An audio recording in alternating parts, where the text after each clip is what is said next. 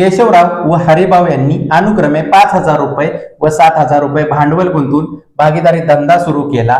वर्षाअखेर एकूण 2100 रुपये नफा झाला. तर वर्षाअखेर हरिभाऊ यांच्या वाट्याला नफा किती असा प्रश्न विचारलेला आहे. गणित हे वाचल्यानंतर तुमच्या लक्षात आलं असेल की भागीदारी प्रमाणवरील गणित आहे.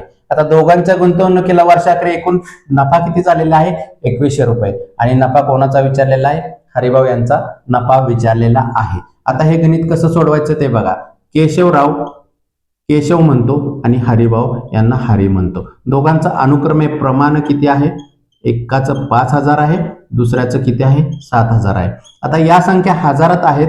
जर पुढील क्रिया करायच्या झाल्या तर खूप मोठ्या होत जातात, म्हणून यांना काय करायचं 1000 ने भाग लावायचा. काय करायचं या दोघांना भाग लावायचा. म्हणजे याचं प्रमाण किती येईल 5/7. किती आलं 5/7. म्हणजे या दोघांचं जर प्रमाणाची बेरीज केली तर 5 + 7 बरोबर किती झालं 12 आलं. म्हणजे एकूण प्रमाण किती आलं. एकूण प्रमाण हे 12 आलेलं आहे.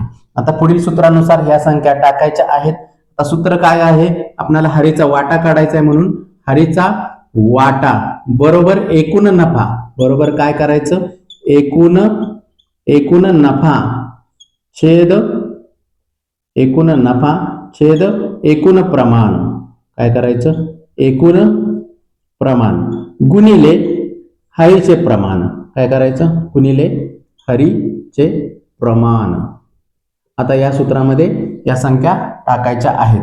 एकूण नफा किती झालेला आहे 2100 रुपये हा नफा झालेला आहे. एकूण प्रमाण काढलेलं आहे बघा 5 आणि 7 किती काढलेला आहे 12 काढलेला आहे.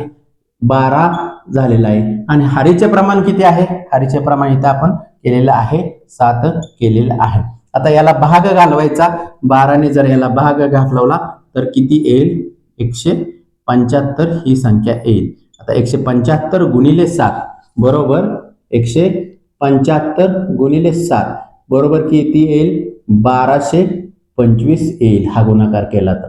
म्हणजे हरीला एकूण नफा किती झालेला आहे हरिभाऊच्या वाट्याला 1225. किती झालेला आहे 1225 इतका नफा झालेला आहे.